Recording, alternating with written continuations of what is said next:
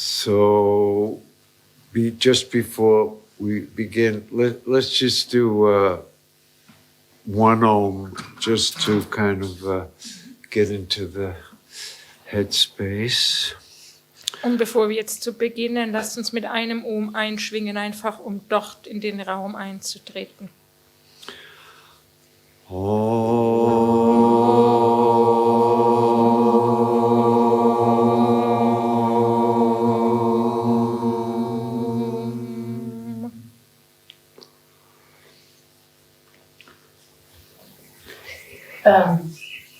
In the beginning you said Nirvikalpa Samadhi is not Advaita Vedanta.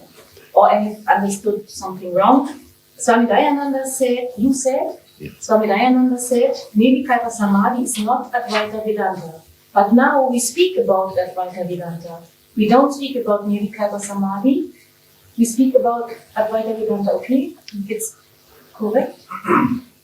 Now we're talking about that. My point was that you don't need Nirvikalpa Samadhi to realize the truth of Advaita Vedanta. In fact, Nirvikalpa Samadhi is of absolutely no value in realizing the truth of Advaita Vedanta. In fact, it's a defect, because suppose I feel like I got Nirvikalpa Samadhi. Has anyone here got Nirvikalpa Samadhi? Raise your hand. Hat jemand von euch hier Nirvikalpa Samadhi bekommen? So, I'm special. Dann bin ich I've had speziell, an wenn das so wäre. experience that none of you guys have had. So that can only make me feel proud and special. I got Nirvikalpa. You guys, what do you know? You don't have Nirvikalpa Samadhi.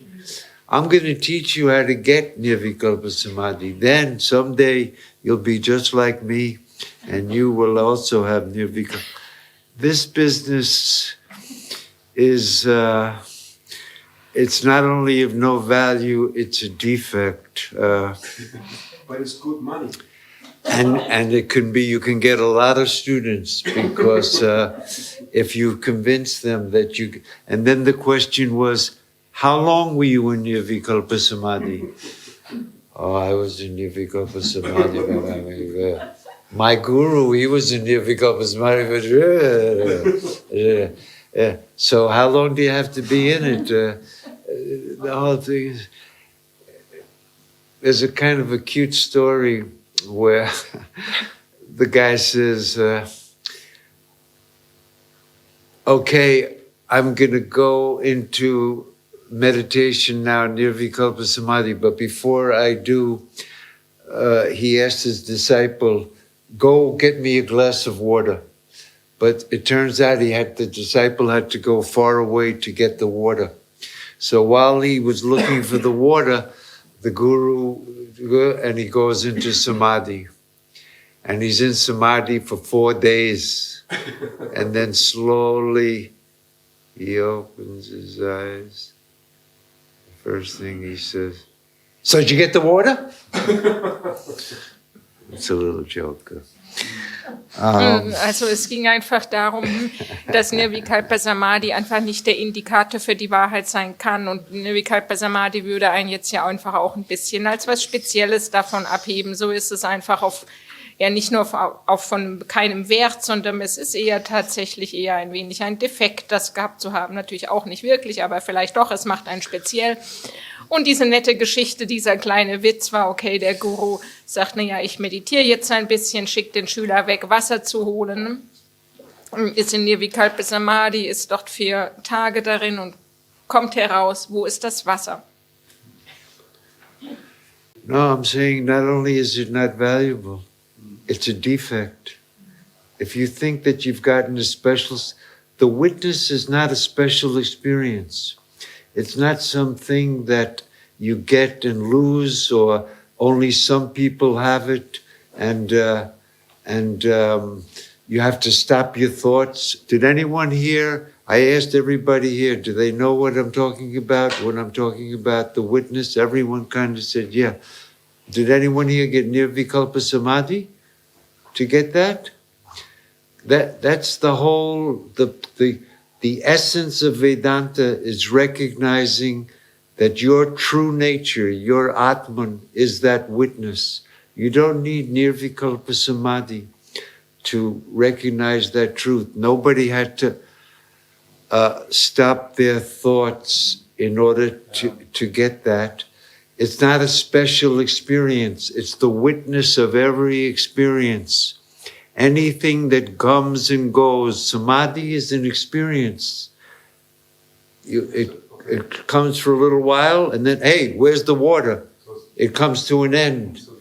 If it comes to an end and has a beginning, it's not real. Samadhi, the state of samadhi is not even real. It's in duality. It doesn't put an end to duality.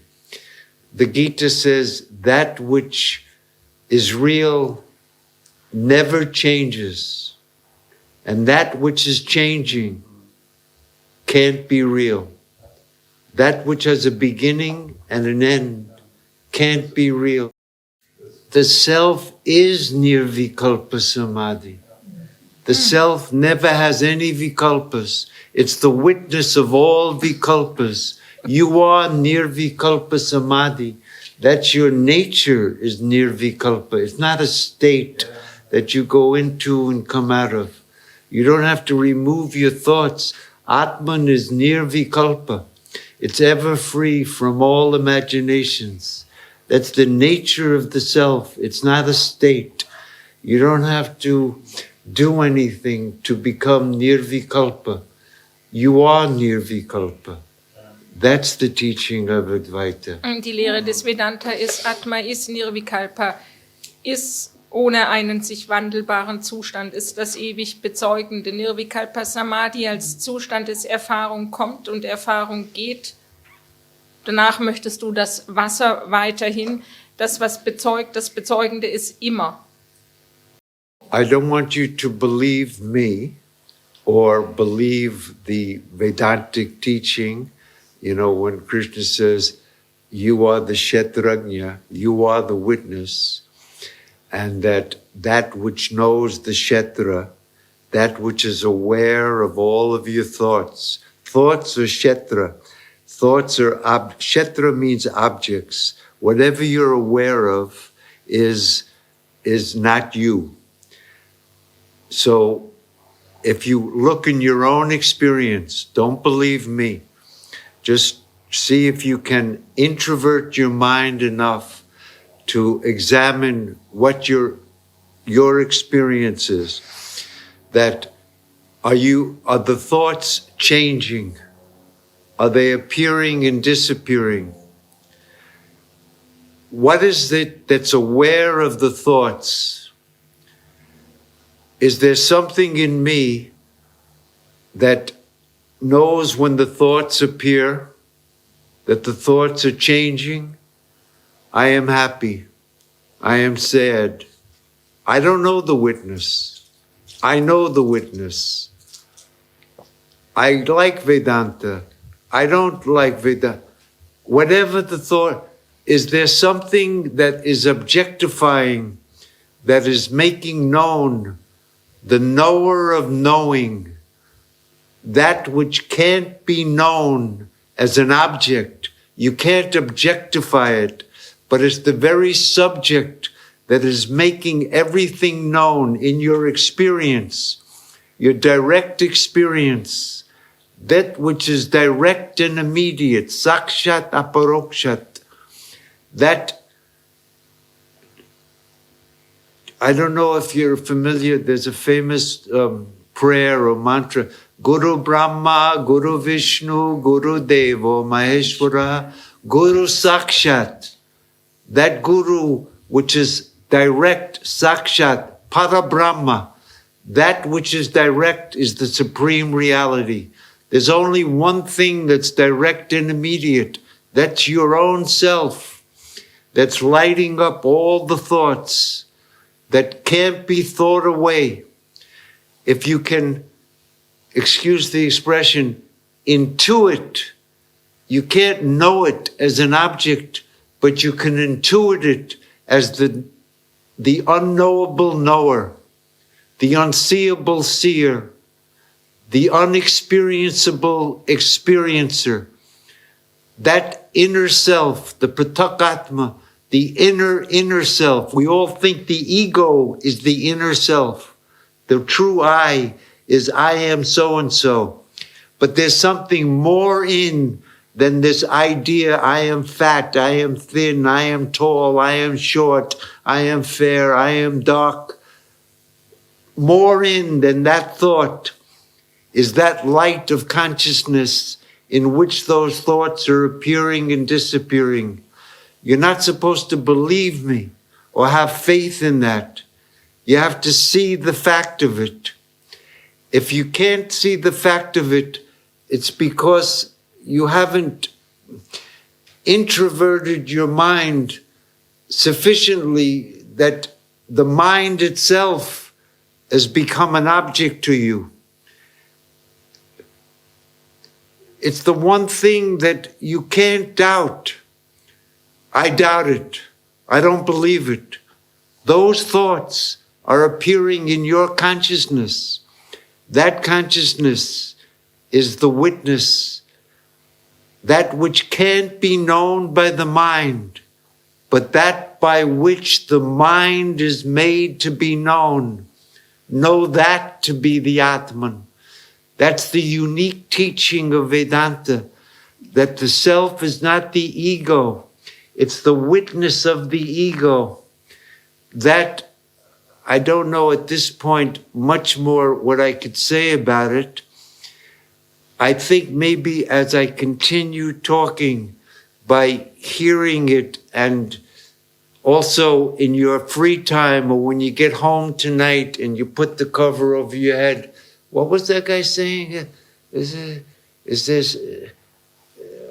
No, I don't think I believe that. No, this is not the correct thing. Or, I see. I think I know what he meant by that.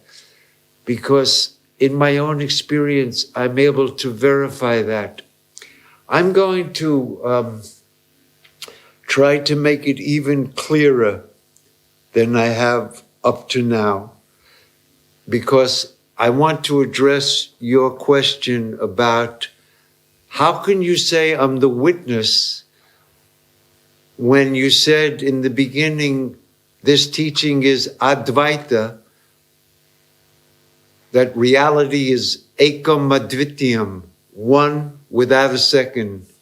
How do you say that? And you're talking about a witness. How can I be a witness unless there's something witnessed? The witness in the mind, the witness in the ego, the witness in the body, the witness in the world. It's a dualistic idea. So please explain, how do you get to non-duality from this witness thing? So I'm going to try, and in doing that, I may clarify better what this witness is. Und ich versuche im Weiteren noch ein bisschen mehr klarzustellen, was dieser Bezeugende ist. Der Bezeugende, der das bezeugte, der Feldkenner, der das Feld kennt, der ist dieser Zeuge. Das versuche ich dir im Weiteren noch näher zu erklären im Diskurs, indem wir weitergehen mit der Frage, die du in den Raum gestellt hast, dass ja das Konzept des Zeugen, des Bezeugenden ja schon die Dualität als Konzept in sich enthält, wie das aber, was dahinter dadurch bezeugt ist, das eine ist, was in allem ist, das versuche ich dir später noch näher zu erklären. Du sollst in mich kein blindes Vertrauen haben, auch nicht in dessen, was du hörst. Ich versuche nur, es dir zu ermöglichen, dass dein Geist sich so weit nach innen zurückziehst, dass du siehst, wie die Gedanken auftauchen in deinem Geist und du der Bezeugende dessen bist und dieser Bezeugende, der alles bezeugt, der Kenner des Feldes ist, was nicht, der erlaubt, das zu kennen, was nicht gekannt werden kann und das erkennt, das zu verstehen.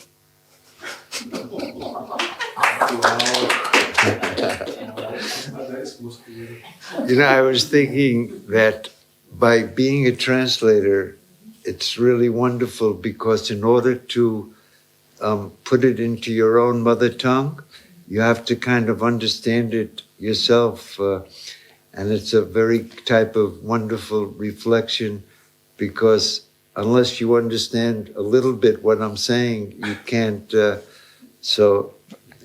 I guess yes. Also er hat gesagt, ich denke, das Instrument der Übersetzung zu sein, ist eigentlich insofern ganz schön. Denn wenn du nicht verstehen würdest, ein bisschen dessen, was ich sagen würde, es dann in deiner Muttersprache zu übersetzen und herauszubringen, würde nicht funktionieren. It's a very nice job, it's a blessing, it's a nice savor, okay. Because like for me it's also an oral tradition and yes. If you can absorb it that way and, well, if you are having the blessing to other it out that way and you guys have the patience to listen to that too, it's such a blessing, so thank you. Okay. Also ich denke, es ist eben, natürlich ist die ganze Lehre auch eine orale Tradition und deswegen ist es sehr schön, wenn es da eingespeist wird und hier herauskommt und ihr auch die Geduld schenkt, das zweimal zu hören. Vielen Dank. It is an oral tradition. It really has to be heard from the mouth. I hate to, talk like this because from my mouth, it's kind of weak. But the tradition is that you can't just open a book independently and read about this. You won't be able to do it. You have to listen. I'm just standing on the shoulders of some people and parroting what they've taught me, and to whatever extent my thick mind, my extrovert mind has been able to absorb, I'm trying to my capacity to pass it on, and to whatever capacity you have to make your mind more subtle, more introvert, more pure. To that extent, the teaching is very clear. It's not a difficult thing if the mind is ripe, if the mind is made. I'll talk about sadhana. Who can really get this? Because a gross mind, an extrovert mind, a mind filled with desires and passion and extrovert, I want this, I need this, that mind this self is 1,000,000 miles away. But for a mind that's become subtle and pure and introvert, there's nothing so obvious, so clear, so near, because it's your own self. It's always there.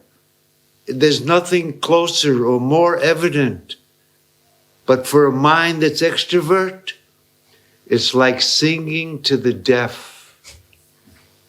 Und natürlich ist es eine orale Tradition und ich stehe in dem Fall, wenn ich es von meinen Lippen höre, ist es auch nicht so wundervoll, aber ich stehe ja auf den Schultern von anderen und bin in gewisser Weise auch nur insofern ein Papagei, dass ich schaue, dass das, was Sie mir meinem dicken Geiste, meinem dicken Gehirnwindungen zu verstoffwechseln gegeben habe, ich euch weitergeben kann, was dann euer Geist nach innen gerichtet mitnehmen kann. Und dann ist das, was in eurem Innern ist das Nächste von dir. Und es ist also auch das dir Offensichtlichste. Und deswegen ist es da.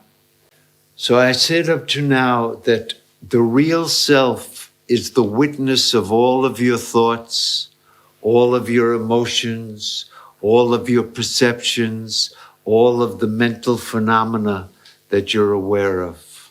And that witness that's aware of every mental phenomena, every thought, every idea, every concept is the true self of Vedanta. This is what I've said so far. Bis hierhin habe ich ja gesagt, dass das wahre Selbst, der Bezeugen dem Vedanta dessen ist, was alle Gedanken, alle Emotionen, alle Phänomene, die aufsteigen, sich dessen gewahr ist. But now I want to tell you something a little more profound.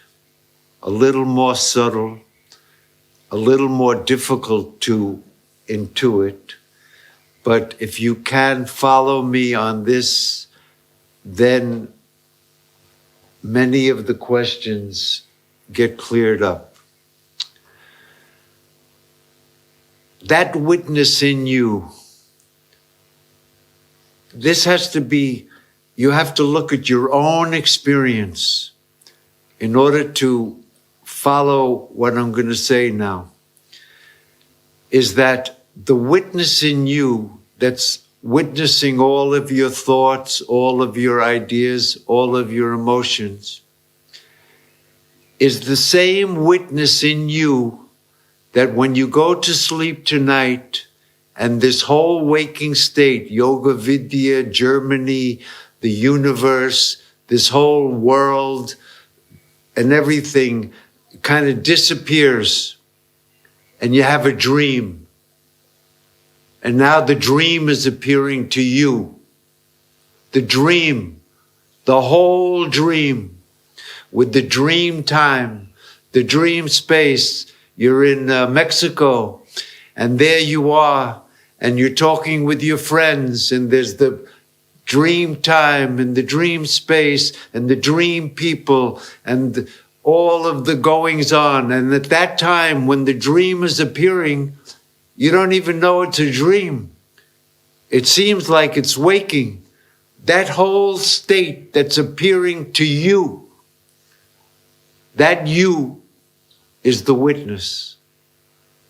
The witness of the whole dream. How do you see that dream? Do you see it with your waking eyes? Do you experience it with your waking senses? Are you feeling the things with your waking body? Or is the dream body, the dream senses, the dream thoughts? You're talking to your friend. Hey, how's it going? Pretty good. Want to have a tequila? Yeah, come on, let's go. Okay, all right. Oh, there's a tiger coming. Let's go. We got to run. How fast you going to run? Okay. That whole thing is appearing to you. Now, all the people in the dream, how many witnesses are there for that whole dream? You're the one witness for the whole dream. The whole dream is appearing to you. That you is not the waking ego. That waking ego went with the waking state. Now the whole dream is appearing and there's a dream ego.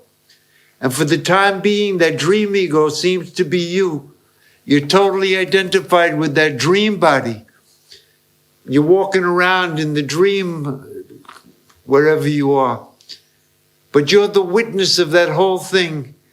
You're lighting up the whole dream. You're the light of the dream.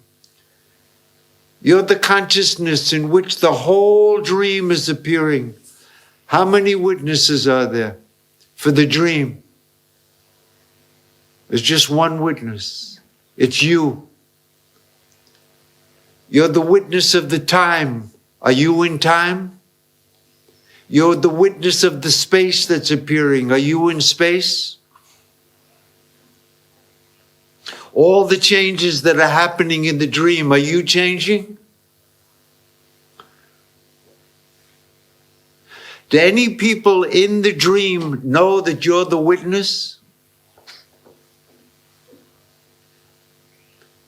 You're the truth of the dream.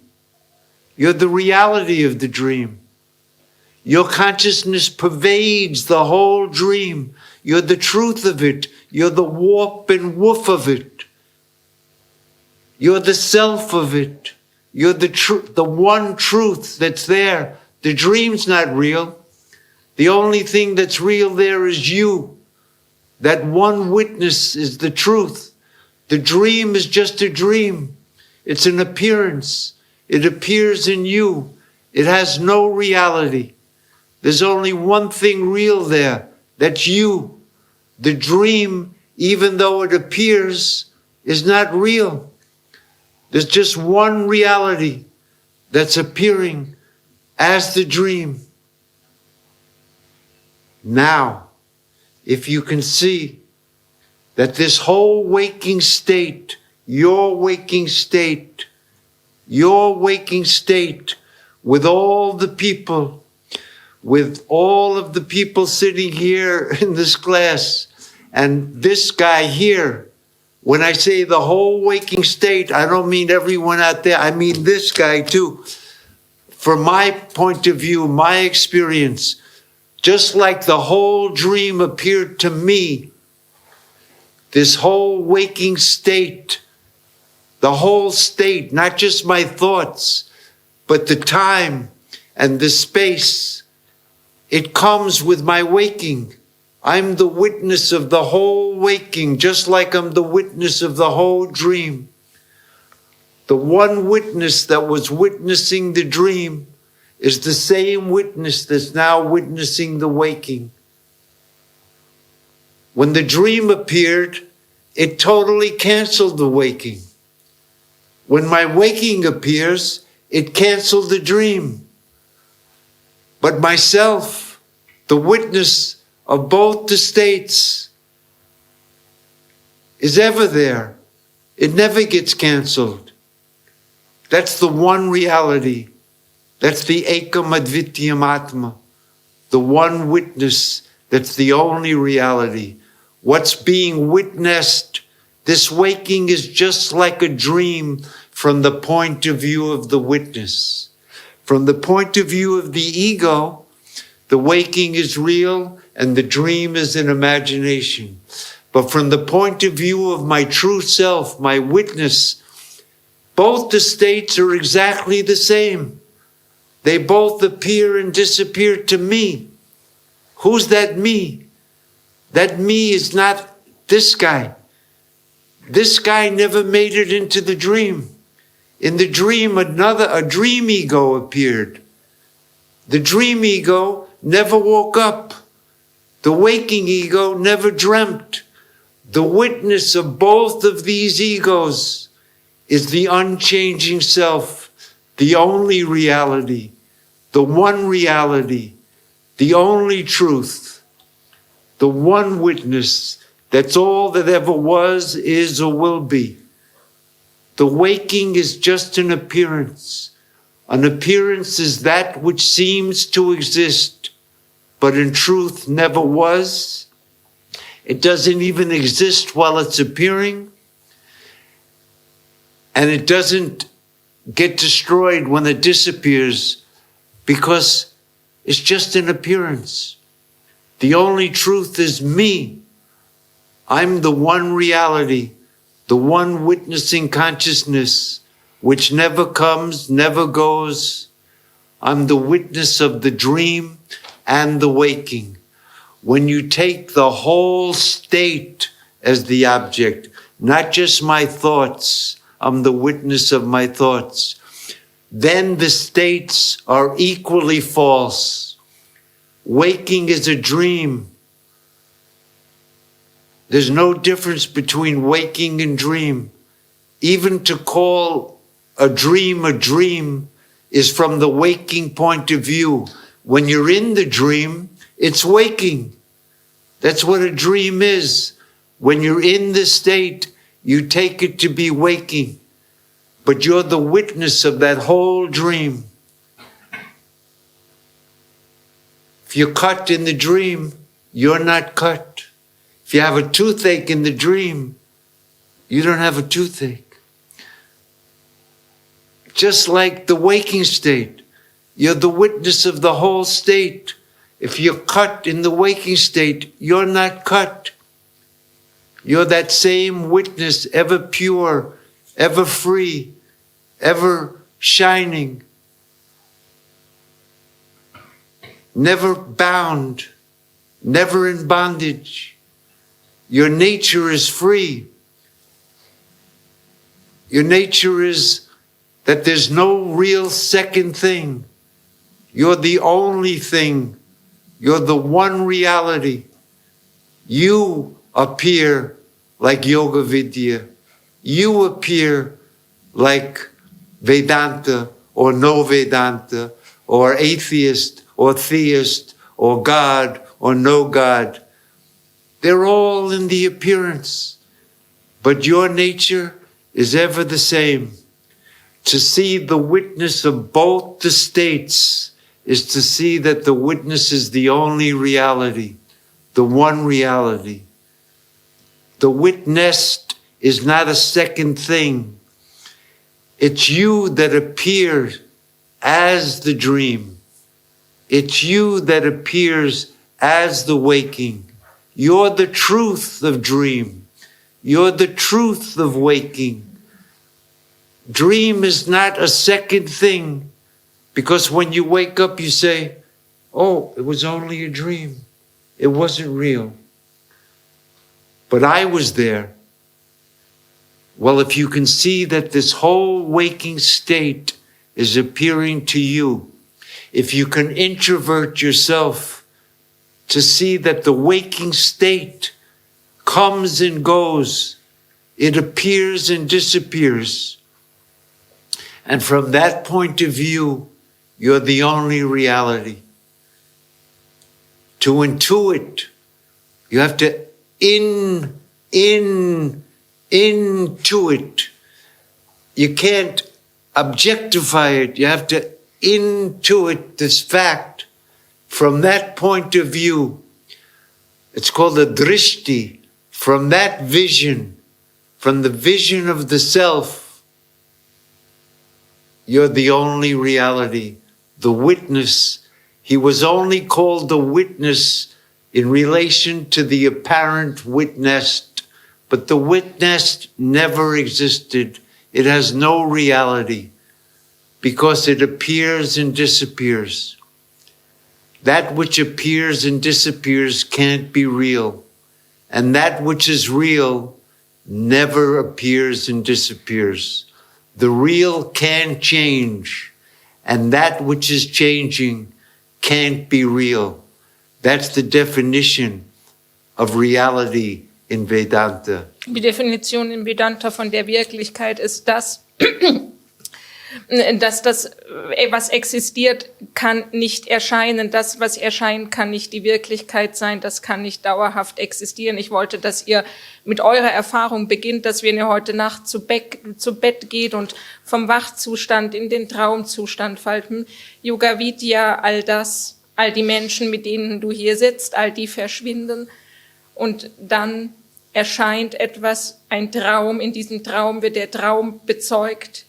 Dann kommst du aus dem Traum heraus, du bist aus dem Traum wieder heraus und das wache Ich, es erscheint wieder ein Yoga Vidya oder was auch immer, so dass du vom Traum ins Wache kommst und siehst, dass das, was Wachzustand ist, dass das, was Traumzustand, schlichtweg das ist, das, was erscheint. So ist das, was bezeugt werden kann, niemals das, was wirklich ist, was wirklich sein kann, sondern du, derjenige oder das, was bezeugt, ist das, vor dem es, in dem es alles erscheint. Und so ist Traum und Wach nichts anderes als das, was erscheint, was kommt und geht, das, was wirklich ist, bist du das Bezeugte, Bezeugende und Bezeugte in dem Fall gleichzeitig. In the second chapter of the Bhagavad Gita, Krishna gives us the definition of what is real and what is unreal. Im zweiten Kapitel von der Bhagavad Gita gibt uns Krishna die Definition dessen, was wirklich, dessen, was unwirklich ist. 2:16. In 2,16. Na sato vidyate bhavaha, na bhavo vidyate sataha. For the unreal, there is no existence. And for the real, there's no non-existence. Für das yes. Unwahre ist keine Existenz und für das Existierende ist nichts Unwahres. That which never comes and never goes, but is always there, which never changes, that's the definition of reality. Die Definition der Wirklichkeit, der Realität ist das, was niemals kommt, was niemals geht, was immer ist. And that which appears and disappears, which comes and goes, which has a beginning and an end, that can't be real. Das, was erscheint, das, was verschwindet, das, was kommt, das, was geht, kann also niemals wirklich sein. The dream appears, it has a beginning, it lasts for a while, and it goes. It's not real. The waking state has a beginning, it has an end, it appears, it disappears, it can't be real. Der Wachzustand kommt für eine gewisse Zeit, dann geht, da kann nicht wahr sein. Der Traumzustand erscheint für einen Moment oder für eine Zeit, verschwindet, kann nicht wahr sein. But that witness in you, which is witnessing the dream and witnessing the waking, that never comes, it never goes, it never appears, it never disappears, that is real.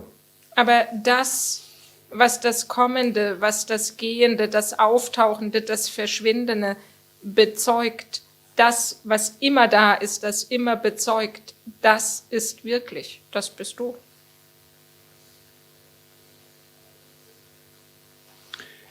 It is the unchanging reality, the one witnessing consciousness that never changes.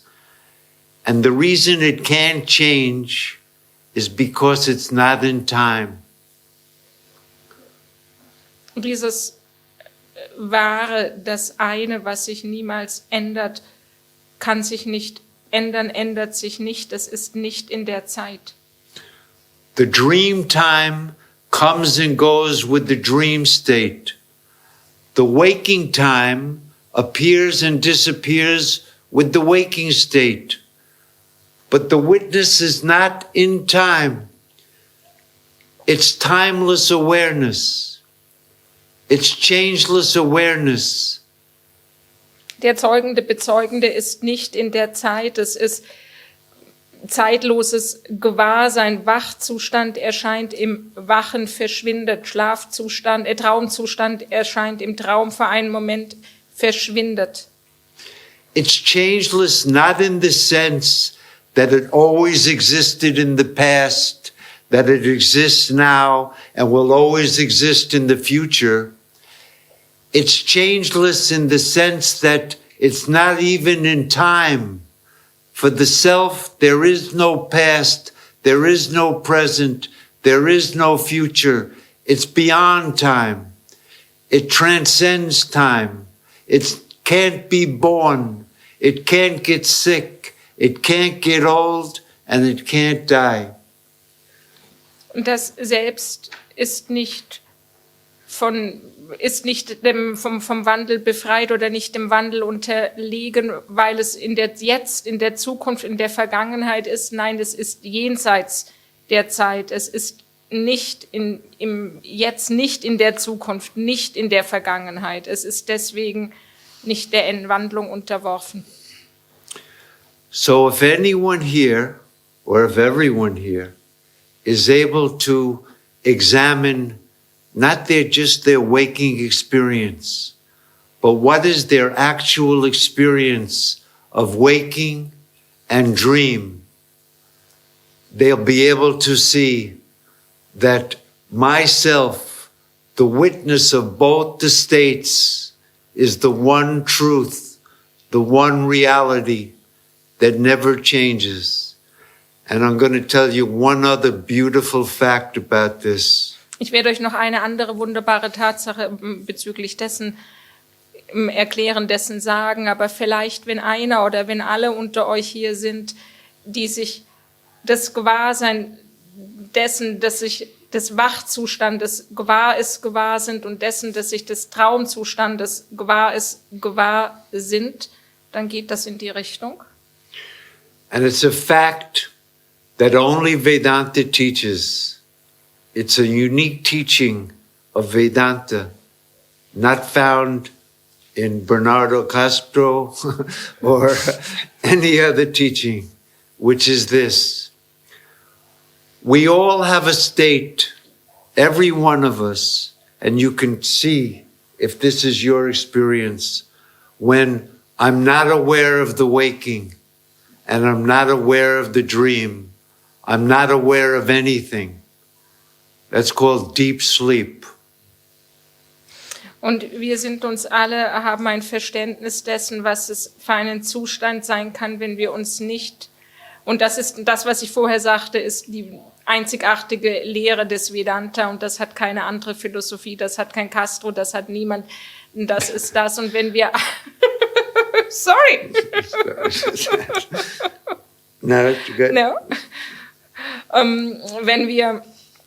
Wenn einer oder alle von uns dessen gewahr sind, dass es einen Zustand gibt, in dem wir weder uns des Wachzustandes noch des Traumzustandes gewahr sind, dann ist das der Tiefschlaf. Our experience of deep sleep, when I'm not aware of the waking and when I'm not aware of the dream, I'm still there as the witnessing consciousness. I'm then in my own true nature. I'm in my true nature when the waking appears. I'm still the witness when the dream appears. But when they both disappear, I'm still there, timeless, spaceless, still present. That deep sleep is my eternal nature. How I was in deep sleep, the witness with nothing witnessed. How I was in deep sleep is how I am right now. Wenn ich im Tiefschlaf bin und der Bezeugende, die Bezeugende nichts bezeugt, ist er sie im natürlichen Zustand. Es ist genau derselbe Zustand, in dem ich auch jetzt bin. Deep sleep is God. Tiefschlaf ist Gott. We all become one with God in deep sleep. Im Tiefschlaf werden wir alle eins mit Gott. Deep sleep is not a state. Tiefschlaf ist kein Zustand. It's our eternal nature. Es ist unsere immerwährende Natur. Even when the waking appears, I'm in deep sleep. Selbst wenn das Wache erscheint, bin ich im Tiefschlaf. Even when the dream appears, I'm in deep sleep. Selbst wenn der Traum erscheint, bin ich im Tiefschlaf. And when they both disappear, I'm still in deep sleep. Wenn beide verschwinden, bin ich immer noch im Tiefschlaf. Deep sleep is Brahman, Tiefschlaf ist Brahman, the one reality without a second. die eine Wirklichkeit ohne eine zweite. I will try to, at great length, explain this teaching of the three states, which is only taught in Advaita Vedanta in another class. Und im anderen Unterricht werde ich ja in großer Länge und Tiefe nochmal die 3 Stadien, die auch wirklich einzigartig dem Advaita Vedanta sind, detailliert erklären. But I just wanted to introduce this idea now with the concept of the self in order to address the doubts about witness and witnessed duality and how come there's not many witnesses, because I don't witness your mind and you don't witness my mind, so there must be a different witness for each mind. In order to remove those doubts, I've introduced to you the perspective by which, if we examine our experience, not just of the waking state, but an impartial investigation of our experience of all 3 states, we can come to intuit the fact that I am the one witnessing consciousness, which is the non-dual Brahman, the non-dual reality. Und ich habe das jetzt nur angefügt, um die Zweifel, die aufgekommen sind, zu klären, dass mein Zeuge nicht deinen Geist bezeugt und deiner nicht meinen, dass es nicht verschiedene Zeugen, Bezeugende gibt. Denn wenn wir untersuchen, nicht nur den Wachzustand, sondern die 3 Zustände, können wir nach innen uns intuitiv wohl wissend aus aller Erfahrung heraus uns dessen gewahr werden, dass wir der Bezeugende immer sind. All other thinkers, all other philosophers have taken their viewpoint of the waking state, and they try to understand reality on the basis of the waking experience. Alle anderen Denker, alle anderen Philosophien haben als Gesichtspunkt, aus dem es beschrieben wird, den Wachzustand genommen und versuchen daraus die Dinge zu beschreiben. Only Advaita Vedanta asks us to give up the bias of seeing everything through the lens of the waking state and to look impartially at the totality of our experience without any bias towards the waking state is real, the dream is imaginary, and deep sleep I'm unconscious, and that I'm awake, I had a dream, I went to sleep, and I woke up. The waking ego never dreamt. The dream ego never woke up. There's no ego in deep sleep. There's no ego that's passing through 3 states. The only thing that exists in all the states is me, the pure consciousness, the witnessing self, the non-dual Brahman. Und das wache Ego ist niemals eingeschlafen, das schlafende, träumende Ego ist niemals aufgewacht. Es gibt nur dieses eine Ich in allen Zuständen, das immerwährende Brahman. I think it's 5 to 6 or something. No, it's 10 to 5. 10 to 5. Wonderful. Okay, gosh. I'm really blind. Okay. So at this point, let me once again throw it open to questions. Before we get to you guys, let me just once again come around. Now that I've kind of presented the witnesses, the witness of the states, not just of your own mind, do you think you understand what I was talking about when I took that perspective? You do. Lasst mich jetzt einfach nochmal klarstellen, ob ihr das verstanden habt, was ich euch darstellen wollte, wenn ihr der Bezeugende der Zustände seid. Du hast verstanden? Yes. Yeah. Okay. Also, I just want to Sure. can I ask one question? Yes, Because yeah. I just thought, how would I argue if someone comes and asks, okay, I see there's waking, dream, deep sleep, but why aren't there 3 witnesses which are dying with each of the states, you know? And I don't know how I would argue, because I know the concept you unfolded, and I'm totally with you in the concept of what Vidya explains. But I don't know how I would argue if someone comes up, but my experience is that I'm awake now, and for sure there's a dream state, and there's a dream me, and it's not the same me that I'm in the waking, but maybe there's also a witness which dies when I go to dream. So because I don't see because I cannot see it, there is not this, it's hard to explain, but do you get a bit what I want to? I do, but I'm wondering that when you're trying to explain to somebody else, how is there just one witness? Because maybe there's a witness of the waking, and then there's a separate witness of the dream, and a different witness of deep sleep. So when I had kind of tried to give my presentation, I said that examine your own experience. Are you the witness of the dream? Are you witness, or is somebody else witness? I'm the witness of the dream. Yes? That I is not the waking ego. But when you really look from the dream point of view or the deep sleep point of view, in deep sleep there is nothing. There is no I, no Hana, That's right. or no Ira.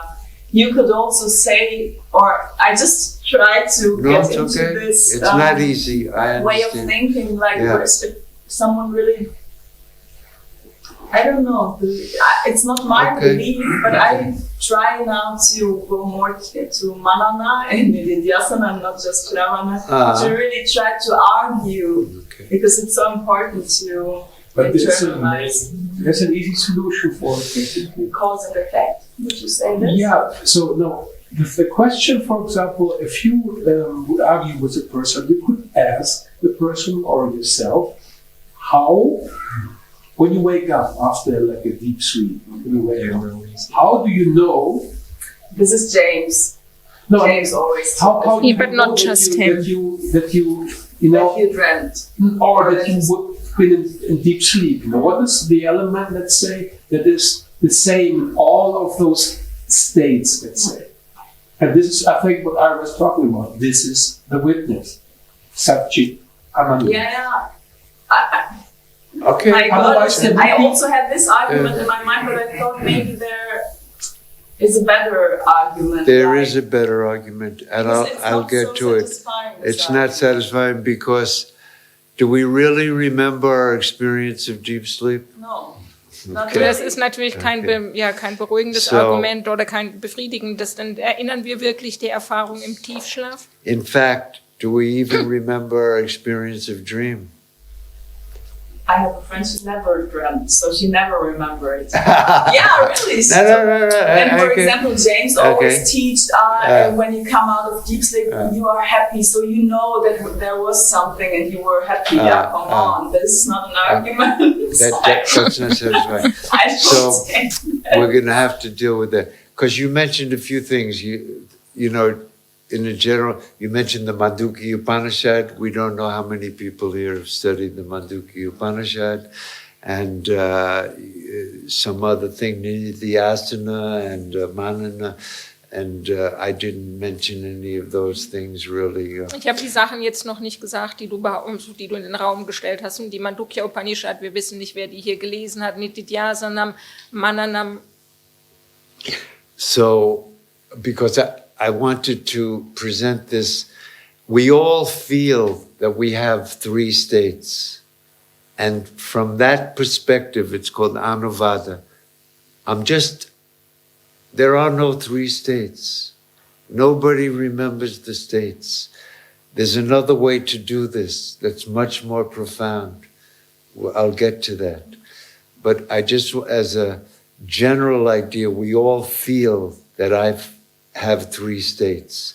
And from that point of view, when the dream is appearing, we can say, I'm the witness of the dream. And in the same way, we can say, because nobody feels I'm the witness of the waking. This waking, I feel like there's a world, I was born in the world, and I'm having a waking state.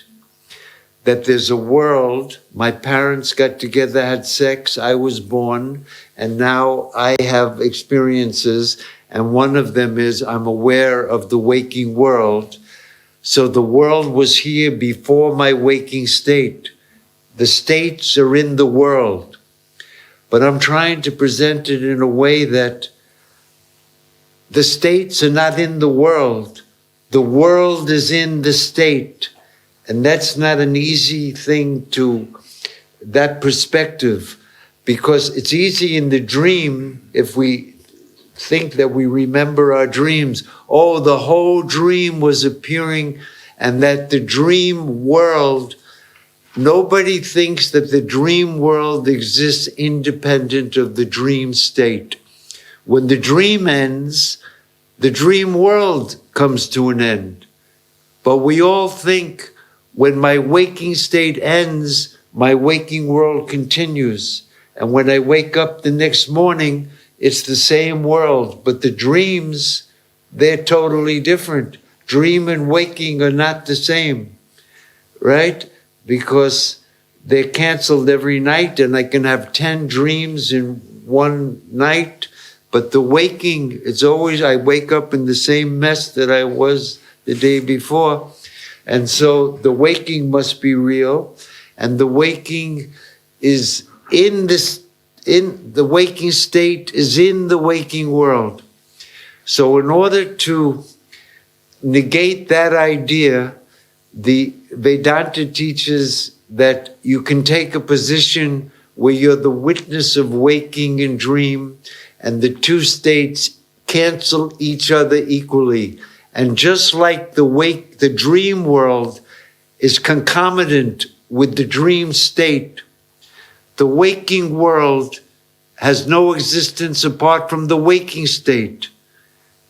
No one has ever experienced their waking world independent of their waking state, in the same way that no one ever experienced the dream world independent of their dream. That the world is in the state is not in the world. Once we take that viewpoint, then we can get to non-duality. Normally, we take it that I was born in a world and I'm awake, aware of the real world. And then when I lay down in bed, my mind, my waking mind imagines, I imagine a dream. So the dream's not real, but the waking is real. That's from the waking point of view. In order to negate that, Vedanta teaches that the states cancel each other equally. And to know that fact is to take your stand in the witness. And that we have a state in which they both disappear. And to know that fact is to take your stand in the witness. That I wasn't aware of anything. But there's a deeper way of looking at it, because that can't be the ultimate truth for a couple of reasons. You really can't remember the states, because the state, to remember something, it had to happen in the past and you experienced it and now you remember it. But dream is not an event that happened in the waking time series. It's not something that happened, oh, last night I had a dream and now I remember it. Because the waking time, dream time is in the dream state. The waking time is in the waking state. There's no common time that you can say first there's waking and then there's dream and then there's deep sleep. Waking time is in waking state. Dream time is in dream state.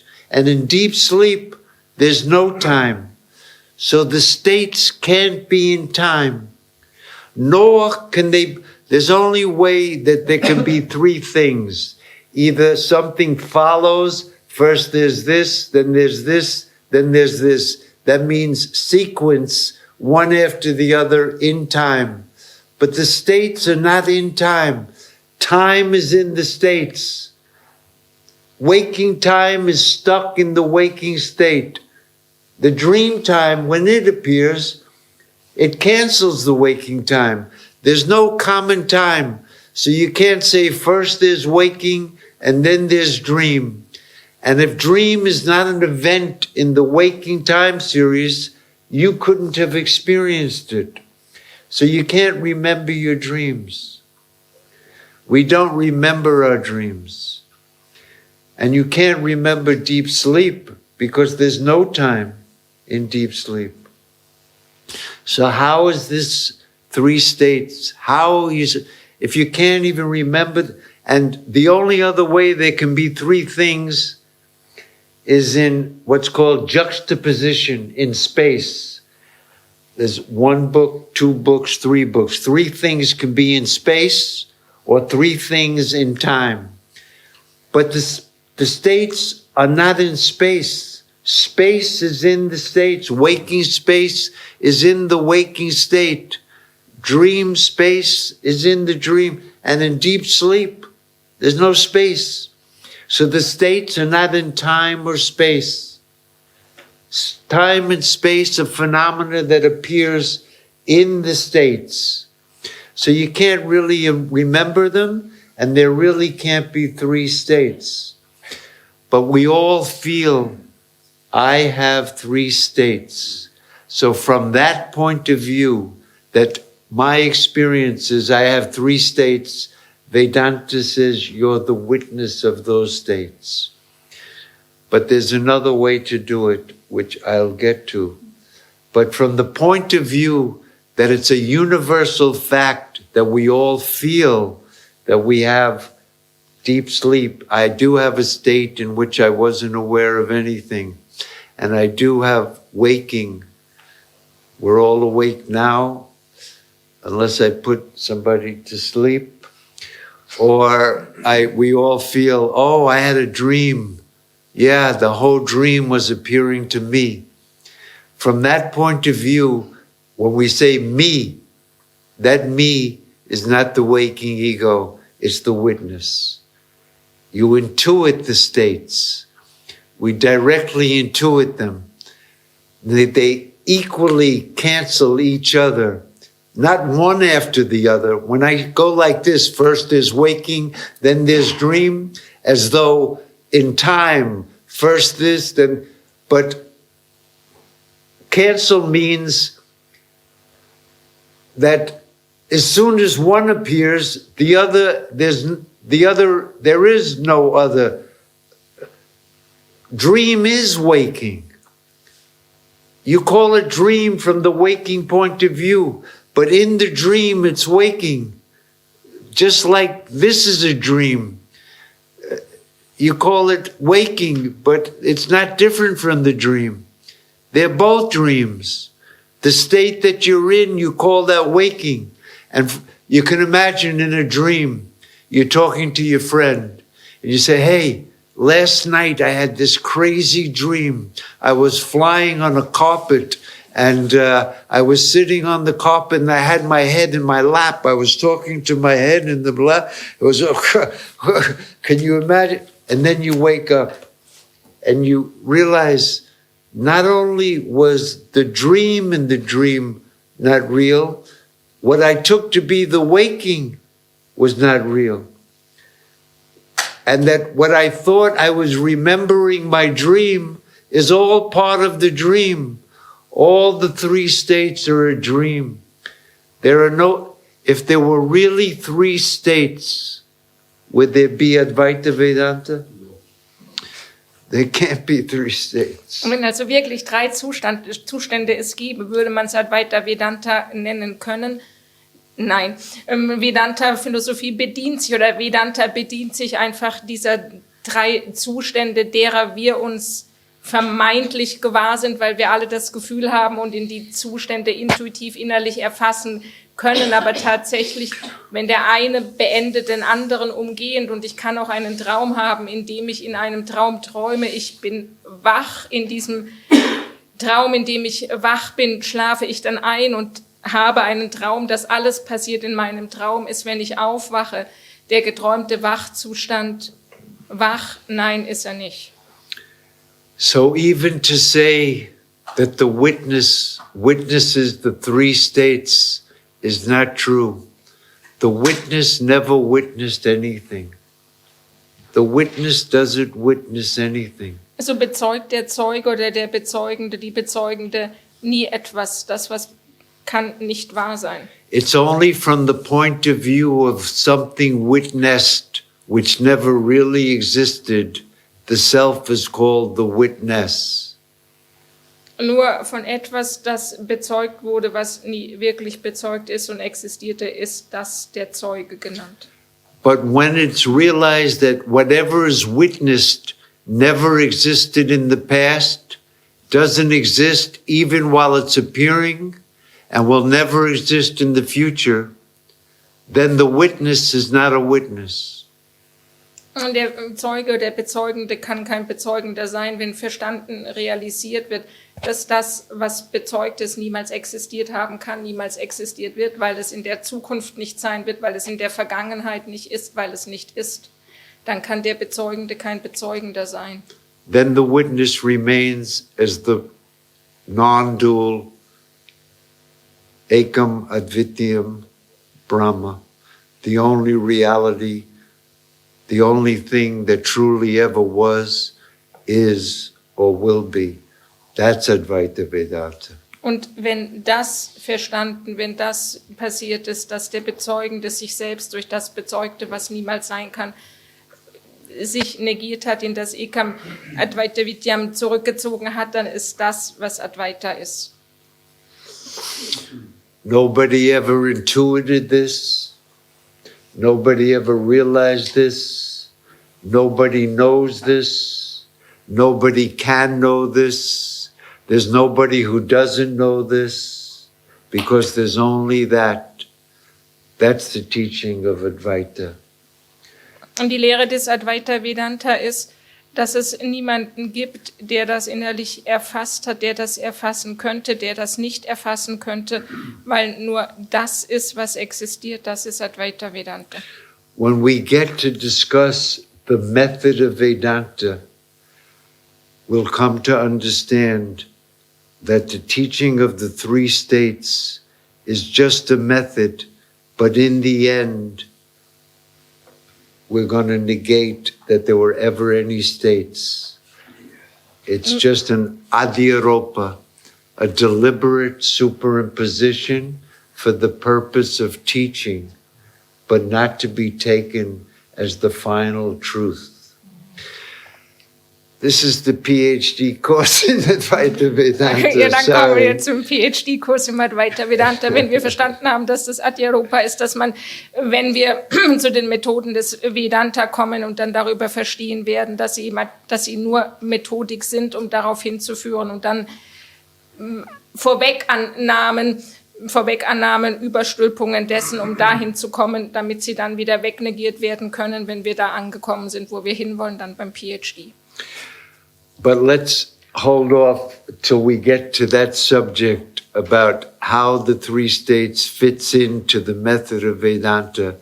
Here, what I wanted to do was address the question or doubt about the witness, how we fall into duality, and how could you talk about a witness unless you accept that there's something witnessed? But that's not what's happening here. There is no witnessed. It's like a dream, and a dream means that which appears to exist, but in truth never was. It doesn't even exist while it's appearing. It's like a snake on a rope. The dream is like a snake on a rope. It appears, but there's no snake there. There never was, even while it was appearing, it was only a rope. But because you didn't know what it was, it appeared like a snake. That snake is not some second thing other than the rope. This dream is, and this waking is like the snake on a rope. In relation to that, it's called, the self is called the witness. But the snake never existed. So the witness never really witnessed anything. The witness is just the non-dual reality. We just called him a witness. It's like calling the rope the witness in relation to the snake. The self is the witness in relation to the states. In relation to what we think are three states, he's called the witness. When we see that waking is the same as a dream, then they're both false.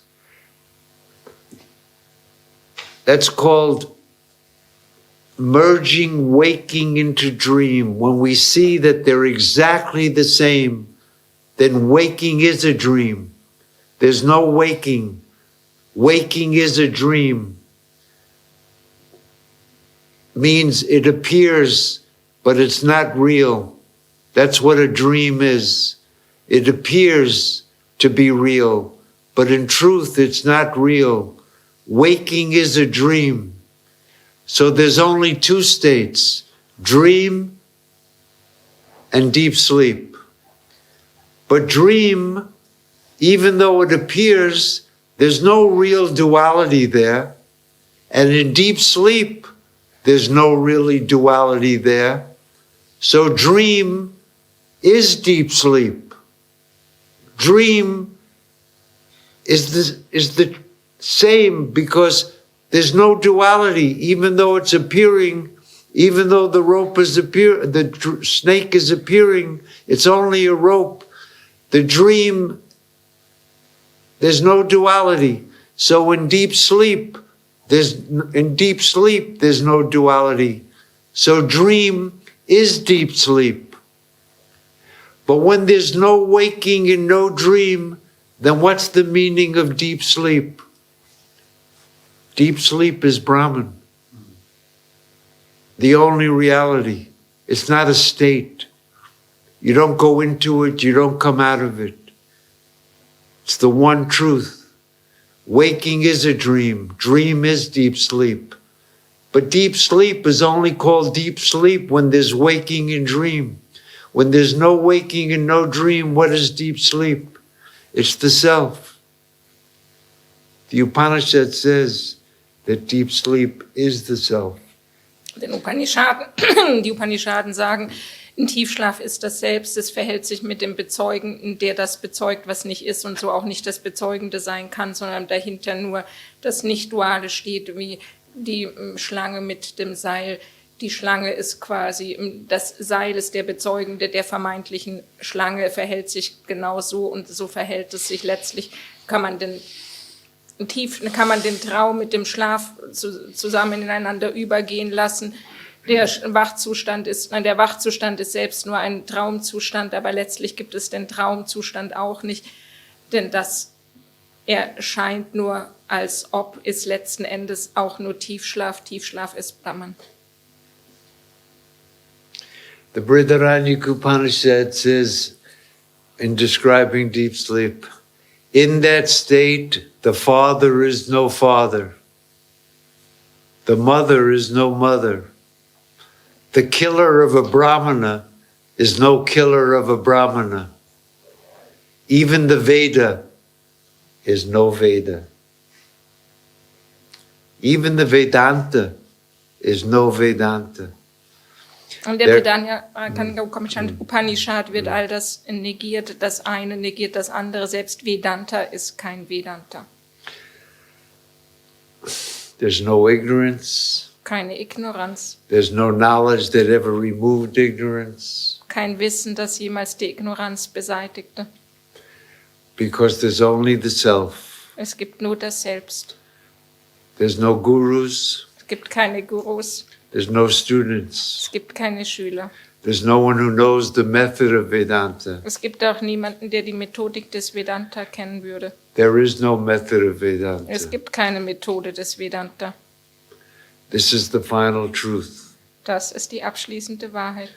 Gaudapada says, na utpattihir, na nirodha, na bada, na sadhakaha, na mamukshu, na muktaha, iti esha paramartha.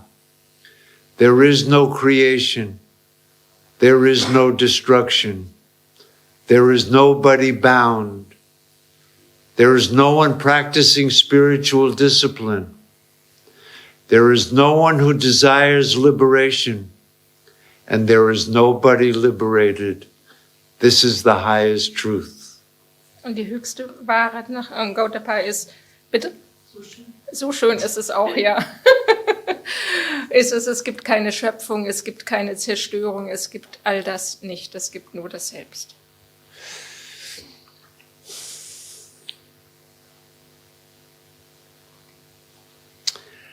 So, I'd like to just say a few more things about the concept of the witness.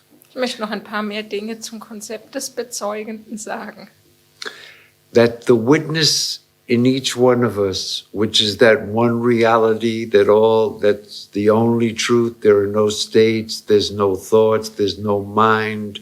When you realize this, Gaudapada says, when we know the truth, Atma Satchidanandendraji, when through the knowledge of the truth of the self, manasa amanastam bhavati, even the mind becomes no mind, then all imaginations cease.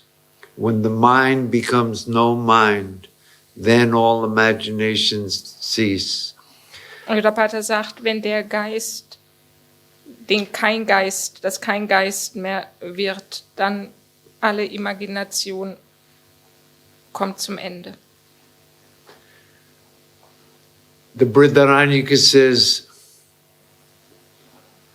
where there is duality, as it were, then one sees another, one hears another, one knows another. But when to him all has become the self alone, what will he see and with what? What will he hear and with what?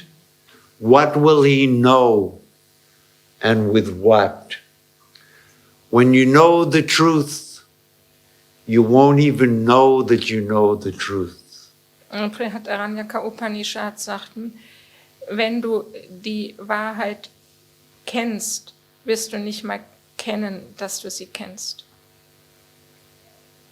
When your ignorance is gone, you won't know that it's gone. Wenn deine Ignoranz beseitigt ist, wirst du es nicht wissen, dass sie beseitigt ist. Just like when you're in deep sleep, you don't know that you're in deep sleep. So wie du im Tiefschlaf nicht weißt, dass du im Tiefschlaf bist. The person who says, I know the truth, is a liar. Die Person, die sagt, ich kenne die Wahrheit, ist ein Lügner.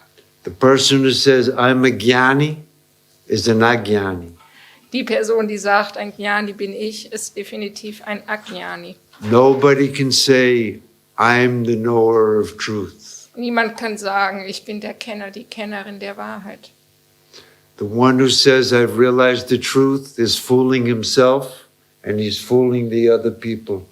Derjenige, diejenige, der die sagt, ich habe die Wahrheit verwirklicht, veräppelt sich und die anderen. The whole teaching that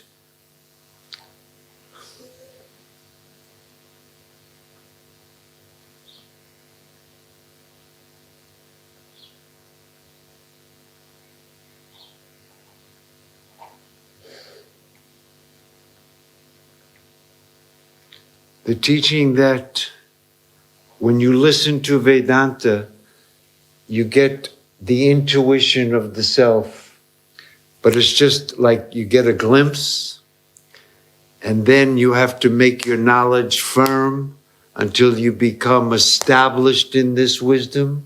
You become what's called a sthita prajna, someone who's established in this truth.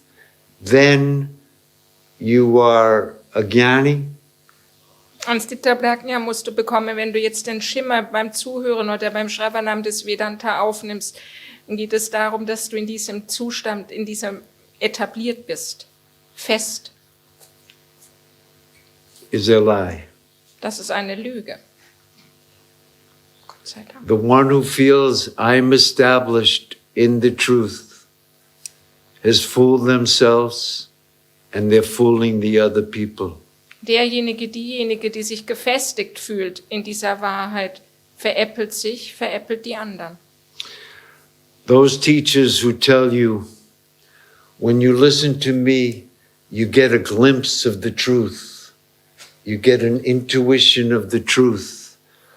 But because of the old vasanas, the old tendencies of the mind, that knowledge is overcome and you fall back into the duality, is teaching you something that goes against the teaching of Shankara and Vedanta. die lehren wollen, dass wenn du jetzt den Schimmer des Vedanta bekommst, aber dann deine Vasanas, deine alten Neigungen, Imprints, was auch immer, dich das wieder vergessen lassen, dich fallen lassen, ist entgegen der Lehre des Vedanta von Shankara. I'll share with you a story. Maybe some of you, as I tell it, it'll be familiar. This was the story that Swami Dayananda told me.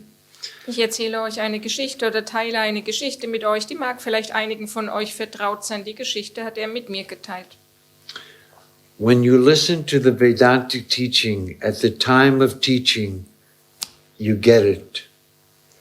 But because of the old habits of the mind, those old vasanas that we've had since time immemorial, maybe previous births even, if you believe in that, they overpower the knowledge and we fall back into the dream of duality. We can't own it. Even though we've had the direct experience for a moment when the teacher teaches us this truth, we do get it, but then we lose it and we fall back in. And here's how. Okay.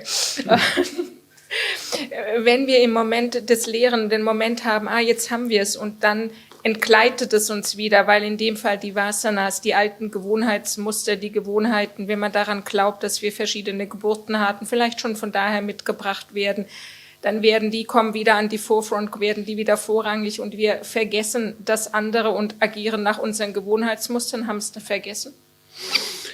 There was a child, let me tell the story.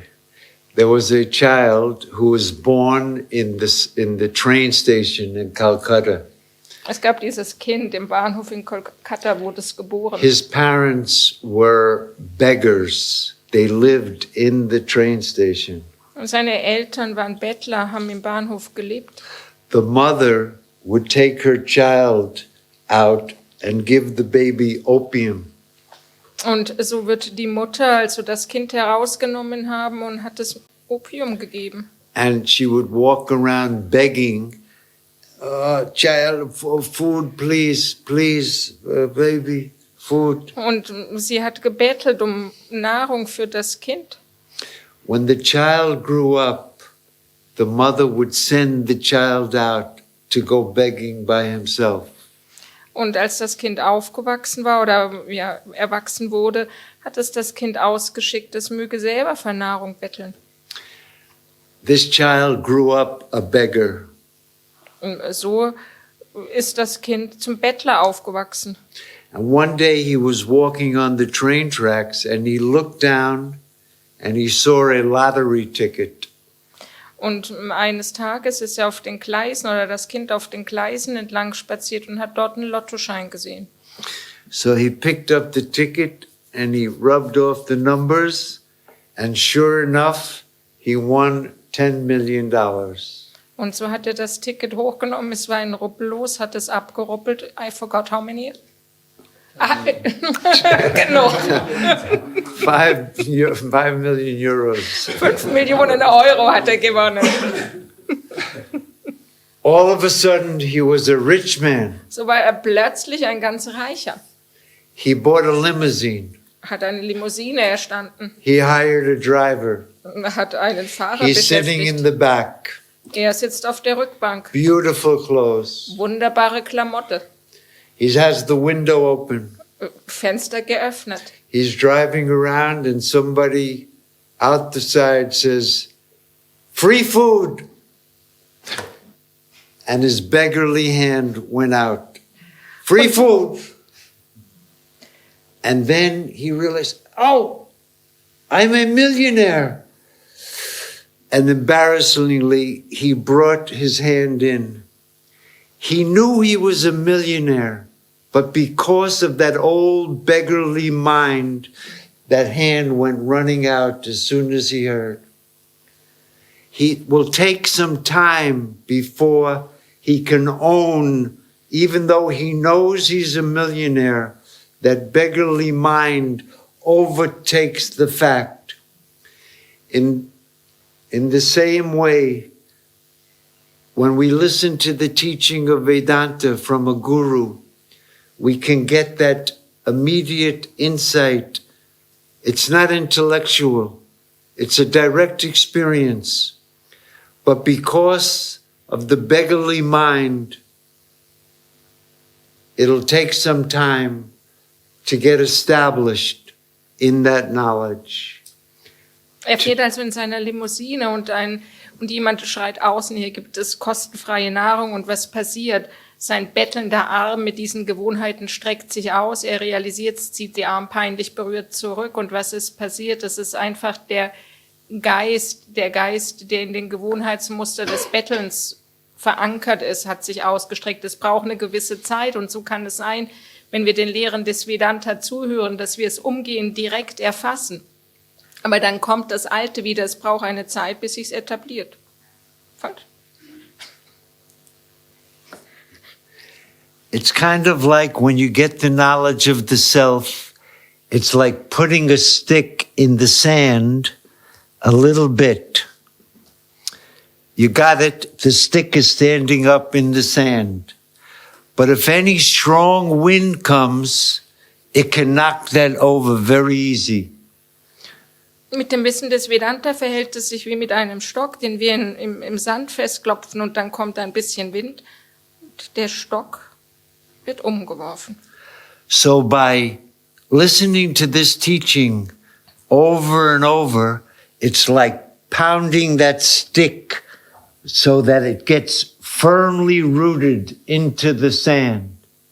And then no amount of wind will knock it over.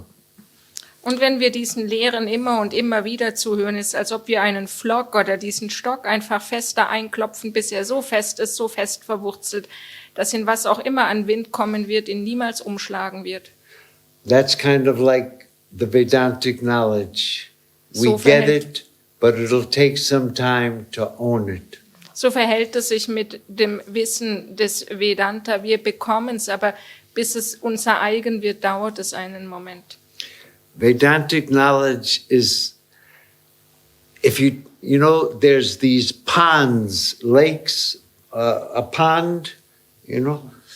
and it's covered with moss. Also wenn wir einen Teich haben und dieser ganze Teich ist einfach mit Moos bedeckt, ist verlaubt etc. If you take a rock and throw it into the pond, it opens up. Und wenn wir also dann einen Stein nehmen und den Stein hineinwerfen, dann öffnet sich dieser zugemooste, morastete Teich für einen Moment. But if you look, you'll notice that slowly, it closes up again. Und wenn man dann zuschaut, sieht man, wie es nach und nach sich wieder verschließt. That's kind of like the knowledge that we get when we listen to the teaching. We get an opening and we get it. But as soon as we walk out into the world, this Vedantic knowledge is so far away, it seems like just an intellectual concept and we can't really own it. Und so verhält es sich ein wenig mit dem Wissen des Vedanta. Wenn wir zuhören, wenn wir an einem solchen Ort sind, verstehen wir, aber sobald wir wieder draußen in die geschäftlichen Welt mit unseren Dingen zugegen sind, ist es geschlossen. So we have to repeat the knowledge over and over. Müssen wir das Wissen make that immer und strong. immer wieder holen, um diesen Flock festzuschlagen. This whole teaching is absolutely wrong. Diese ganze Lehre ist absolut falsch. The idea, I don't know if you've heard, what is it? Good vasanas and unobstructing vasanas? Ja, ich weiß nicht, ob ihr von der Idee gehört habt, der guten Vasanas und Like a der, sugar vasana. ein Zuckervasana. It still might remain, but it's not too bad of a vasana. So there's some vasanas, it's just the obstructing vasanas you have to get rid of. Man muss sich nur All of this. einige Vasanas bleiben bestehen und andere, man muss sich nur diejenigen, die stören, entledigen, all das. The Vedantic teaching is the moment you know the truth, samakalameva, at the very moment that you realize the self, you'll be the self. Brahmavid, Brahma Bhavati.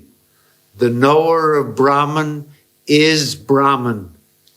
To know it is to be it. It doesn't mean to know anything. Brahma Bhavati, derjenige, der Brahman kennt, der das selbst kennt in dem Moment, in dem er es verstanden hat, sich kennt, muss nichts kennen. When there's no more knower, knowing, or known, that's called the knowledge of Brahman. Wenn es nichts mehr zu wissen gibt, keinen Wissenden mehr gibt, das ist das Wissen Brahmans. As long as you know anything, you're not a knower of Brahman. Solange du irgendetwas weißt, kennst du Brahman nicht.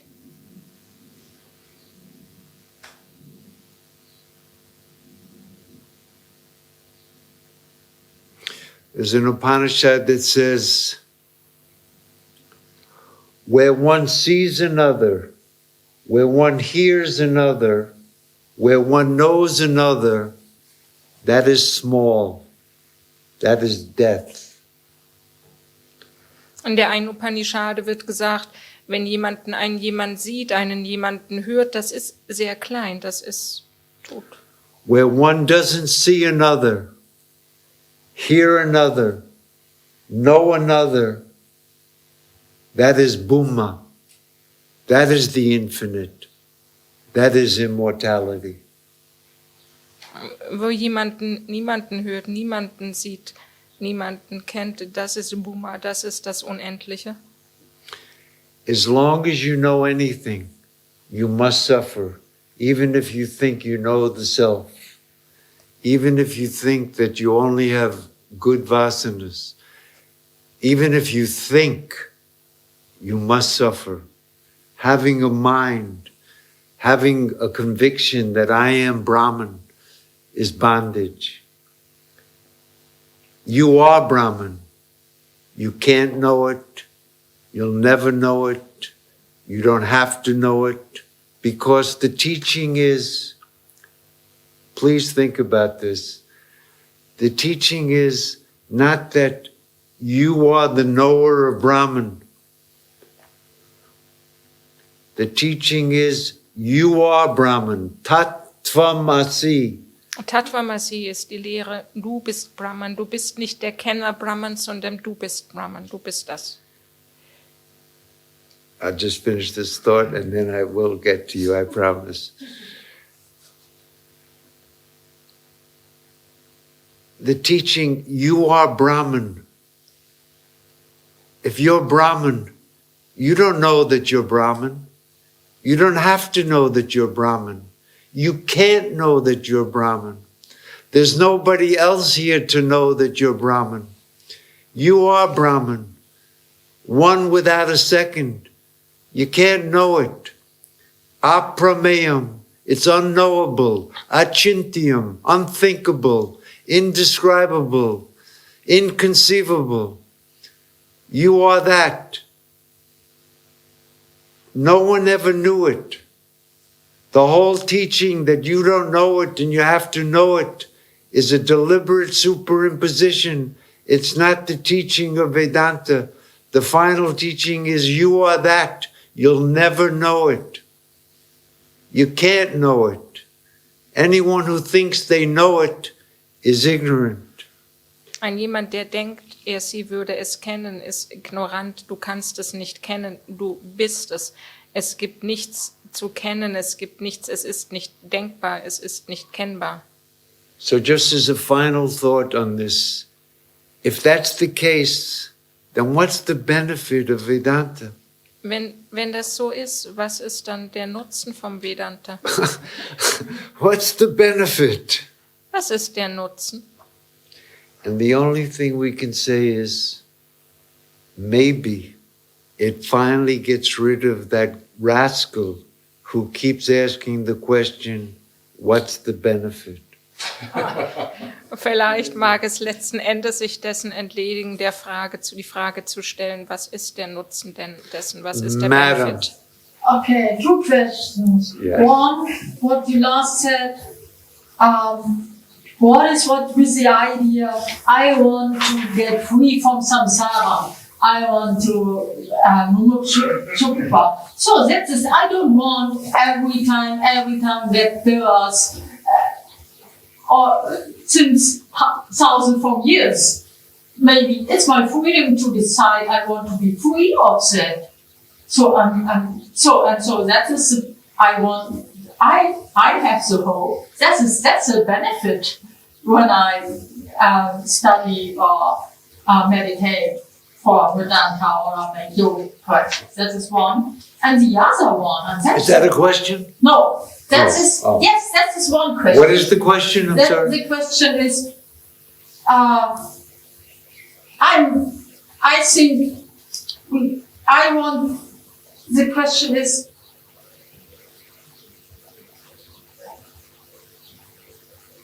You said only maybe you get rid of that. I have your statement, the last statement, Yes. and I feel I want to get a mumuksha. So that is why I'm sitting here. Yes.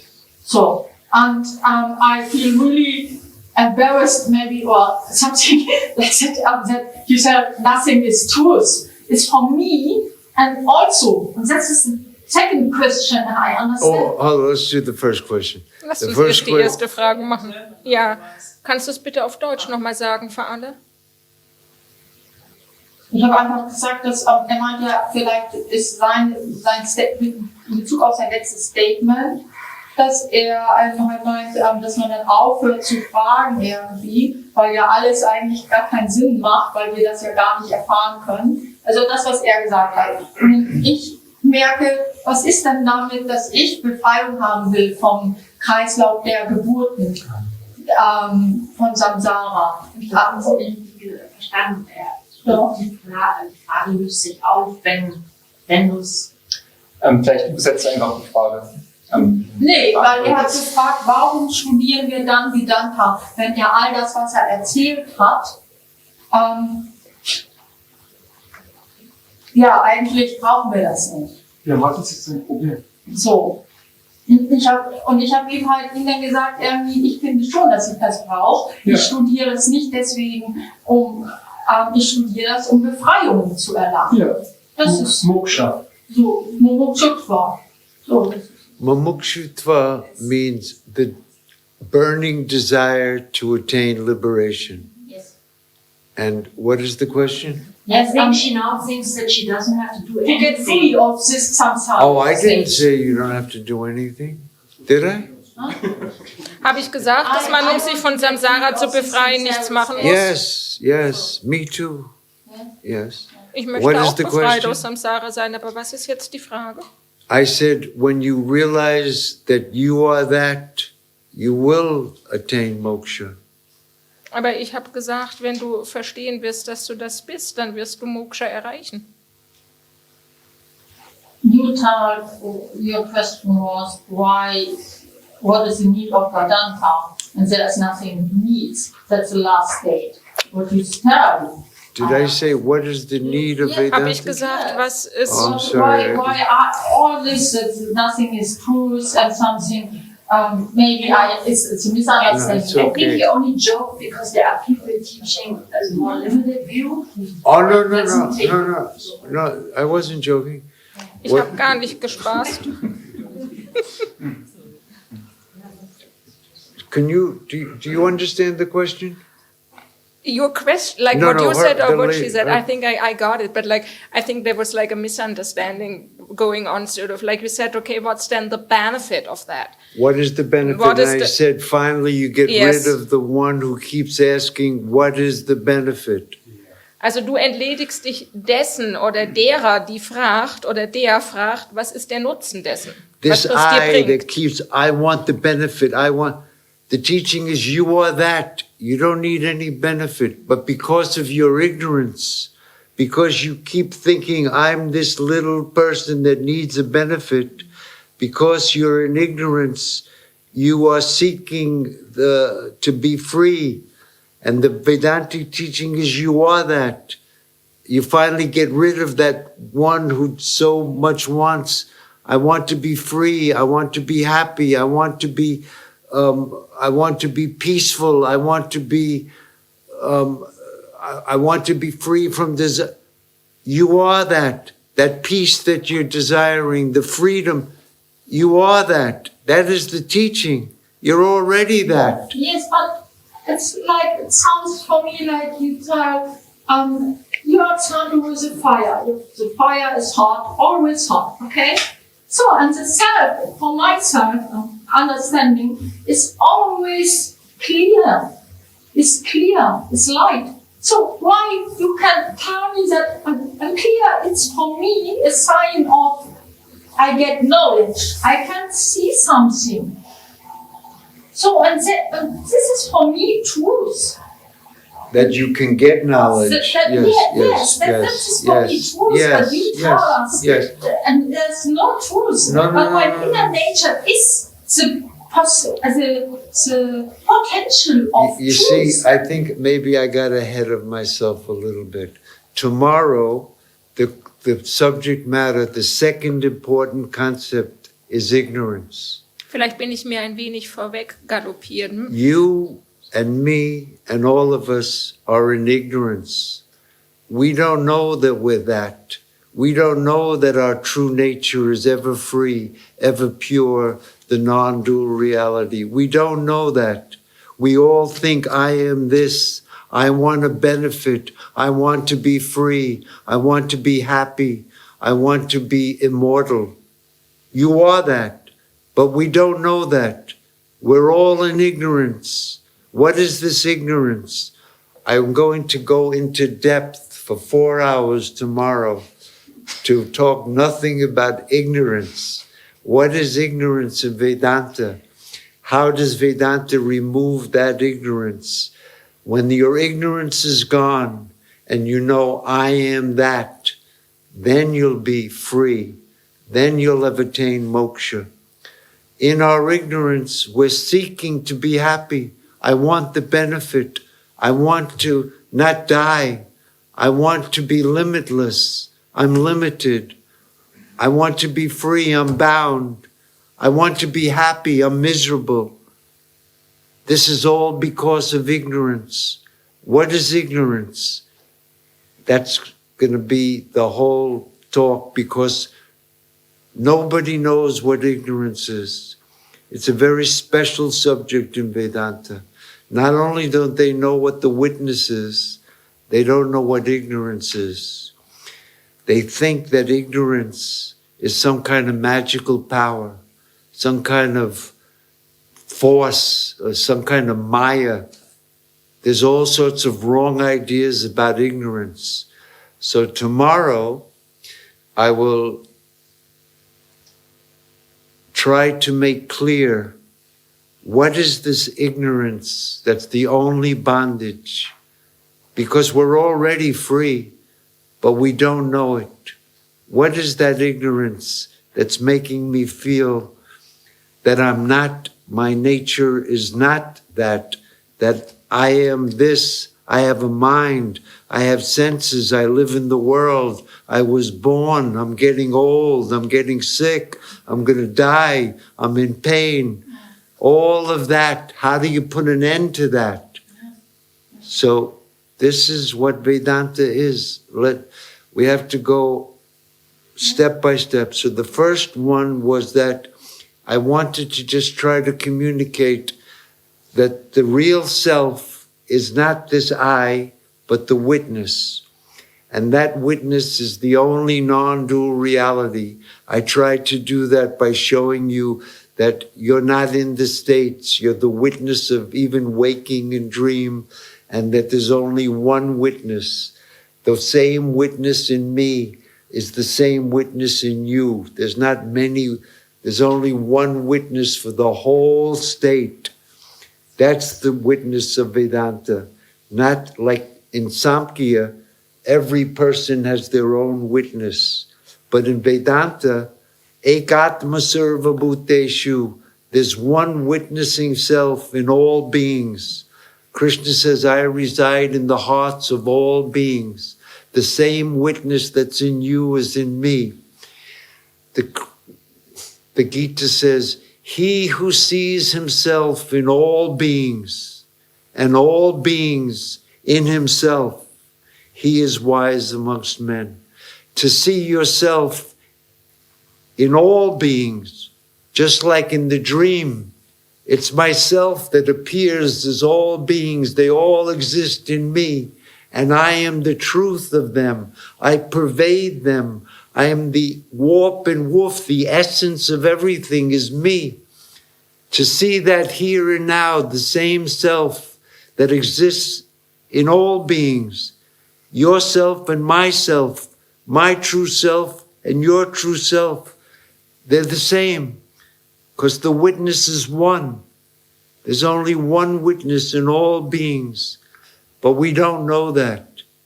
We all think, I am this, and this is mine, and that's the bondage. Vedanta is to remove that ignorance. The whole teaching is to remove that ignorance.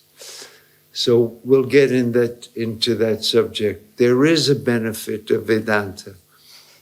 Es gibt It einen gets rid Nutzen. of the guy who's saying, what's the benefit? Es gibt einen Nutzen für uns vom Vedanta. Heute wollte ich euch nur darlegen, wie es ist mit dem Zeugen, dass es den einen Zeugen, nur das Ekam Atman Sarvabhutishu gibt, das in allem ist. Und Krishna sagt natürlich letztes, wenn man das eine Selbst, das alles in allem wahrnimmt, dann ist man jener Weise, und natürlich möchte man die Ignoranz beseitigen, die Ignoranz, um zu erfahren, dass man den Frieden, dass das, was man alles sucht und alles wünscht, die Befreiung schon jetzt im Moment ist, aber dazu muss man verstehen, was Ignoranz ist, und das Konzept der Ignoranz durchleuchten wir morgen 4 Stunden. Because tomorrow we will talk about ignorance in great depth, exactly according to Shankaracharya, the greatest of all the Vedantins. What exactly, what is ignorance? Why is it the cause of bondage? How do we get rid of it? The next program is, what is the difference between doing and knowing? Because in Vedanta, there's a lot to be done. In order for you to understand this truth, there's a lot to be done. The whole Bhagavad Gita is what has to be done. Karma yoga, bhakti yoga. What is the sadhanas, the Vedantic sadhanas? Shankaracharya wrote a commentary on the Bhagavad Gita. There is something to be done for people who are in ignorance in order to become what's called an adhikari. An adhikari is not someone who works at Yoga Vidya. An adhikari is someone who's qualified for this knowledge. It's not for every Tom, Dick, and Harry. This is not cheap stuff that you can just, everybody gets it. Oh, we're all jnanis. Oh, we just have to get established in it. It's not like that. There's a whole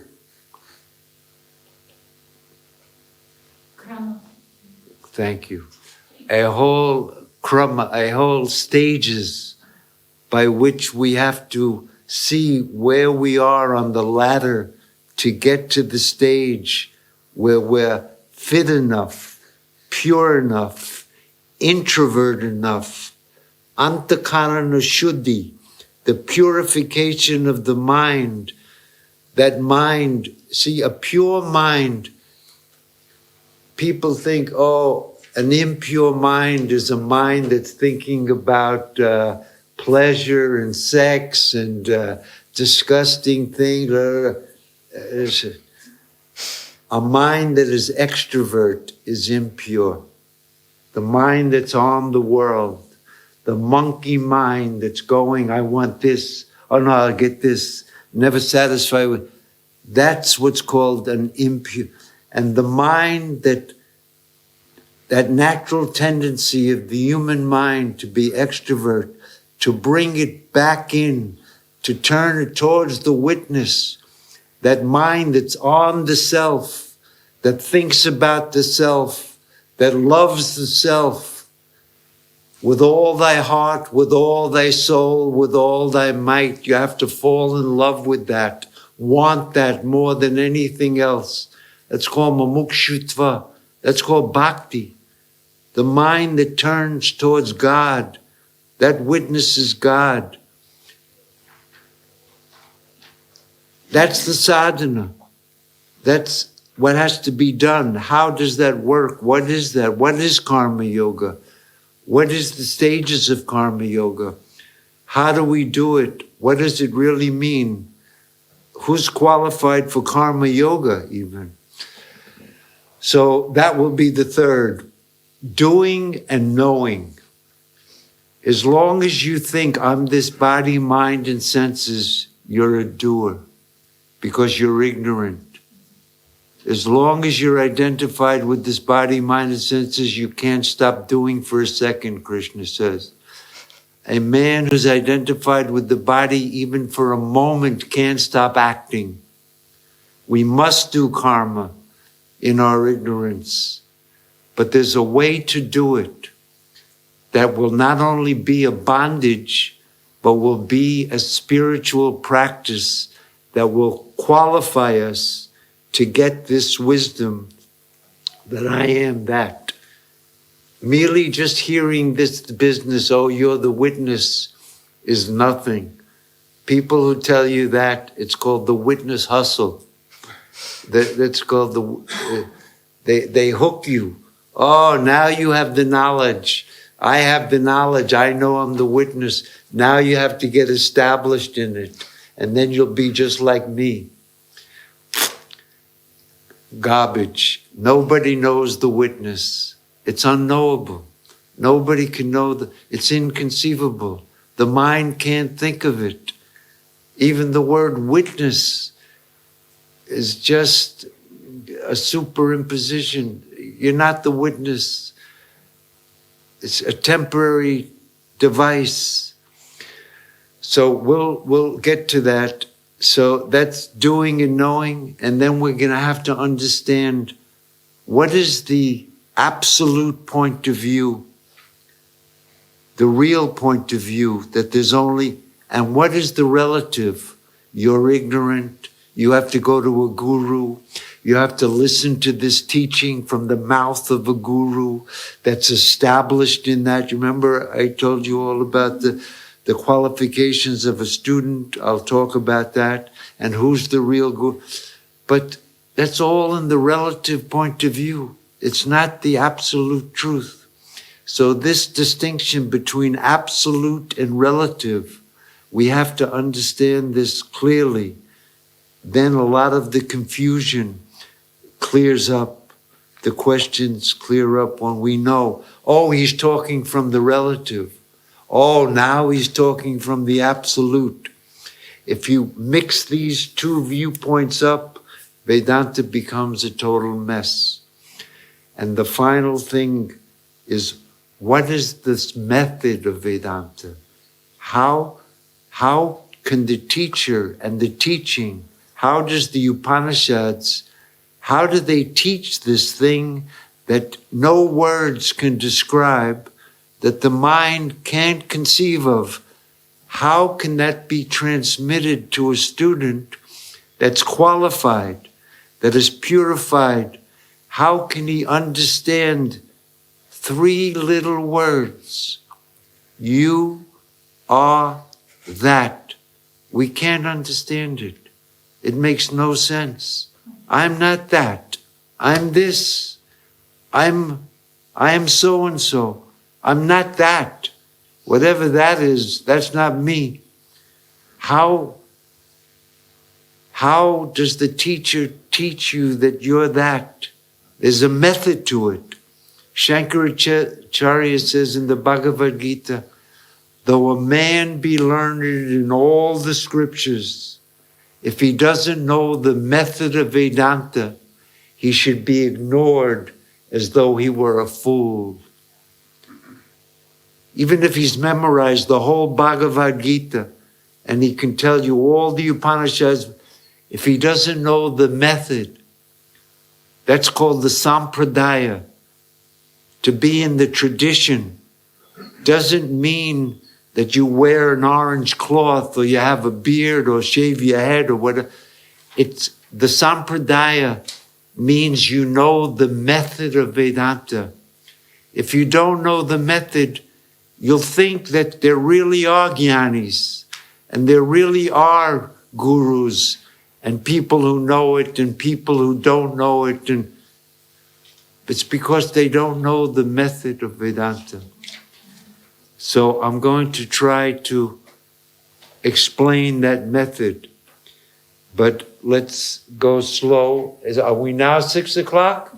Yeah, no, 6 Okay. o'clock, but like, Let me just say, yesterday, what's her name?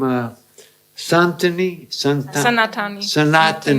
Sanatani said, would you like to give a talk this evening in the satsang? So that was yesterday. So I'm supposed to give a talk this evening in the satsang to, I don't know, there'll be a couple of hundred people there or more. And many people have never heard about Vedanta, or they're interested in chakras and Gestalt psychology and God knows what. And they have no interest in this. They don't. This is not their thing. And I'm supposed to say something. So you can see this is not for everybody. This is quite a subtle subject that takes a lot of... Krishna says 1 in 1,000 even strives for perfection. And amongst those who are striving, perhaps, perchance, one comes to know me in truth. It's not, Vedanta has never been popular. At the time of Shankara, he had 4 students. I mean, this Vedantic teaching, because the mind is extrovert. We're interested in the world. The mind doesn't want to go back. It finds its happiness out there. All of our things, our house, our car, our money, the things that make us happy. To go in is a few people say, no, I don't think this is what and for those people, this teaching may be of some interest. So I'm supposed to talk this evening. I'll probably repeat some of the things that I've been saying here, but I'll try to do it in the simplest way possible. I don't know exactly what I'm going to say, so I'm going to go back to my room now and think also was ich about heute Abend im this a Satzang little bit. sagen werde, weiß ich noch nicht genau, aber davor habe ich versucht, euch noch zu erklären, wie wir langsam die Verwirrung auflösen werden. Wir werden schauen, morgen gucken wir uns die Ignoranz an als Konzept und verstehen Ignoranz, dann schauen wir, was der Wissende und was der Tuer ist, und da sozusagen haben wir das ganze Vedantische Sadhana drin impliziert. Dann schauen wir, wer sein Adhikari ist, also derjenige, der qualifizierte Adapt für das Vedanta-Studium, und letzten Endes geht es um die Methodik des Vedanta, aber Vedanta ist nicht für jeden gemacht, denn Shankaracharya hatte einst dazu mal auch nur 4 Schüler. Also schaue ich mal, was ich im Satsang heute Abend spreche. Ich glaube, wir sind in einem anderen Satzang eingeteilt. Doch. Also, I have to be a little careful because here I'm critical of different things, and out there I don't want to do that stuff. It's not really appropriate. Here I don't mind doing it because I want to share with you my true feelings about the whole thing. Nobody has to agree with me on any of this business. Also niemand muss mir irgendwie einfach zustimmen bei allem, was ich sage, aber hier bin ich einfach bereit und möchte euch einfach sagen oder mit euch teilen, was ich dazu denke oder wie ich dazu bin. And I just want to let you guys know,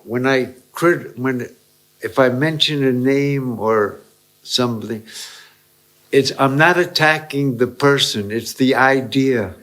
I'm only interested in what I take to be the wrong idea, so that people that are truly wanting to know what is the correct thing, that they don't get misled and they can come to appreciate something maybe more profound and more rich and more subtle and more wonderful than what they've heard before. That's what I'm trying to do. It's not that I'm attacking persons, it's the idea. That's the important thing. Und das Wichtige ist, dass ihr das auch versteht, dass ich einfach euch die Idee dessen, was vielleicht das Wertvollere sein mag, mit euch teilen mag. Wenn ich hier Namen etc. nenne, mache ich das nie, um diese Person zu attackieren, sondern einfach zu teilen, wo vielleicht mehr Tiefe oder was auch immer gefunden werden kann. So let's end the class today. We'll do the Purnamada. Dann beenden wir es mit dem Purnamada.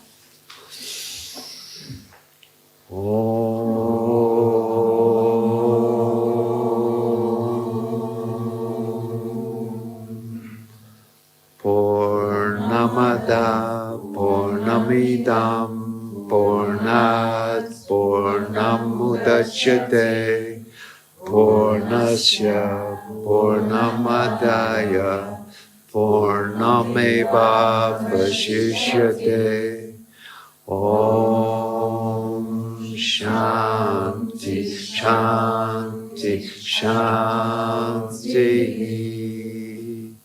That is fullness. This is fullness. Jenes ist Fülle, das ist Fülle. From that fullness, this fullness came. Aus dieser Fülle kommt jene Fülle. Take this fullness away, Nimm diese Fülle beiseite. and fullness alone remains. Was bleibt, ist Fülle allein. Hari Om. Hari Om.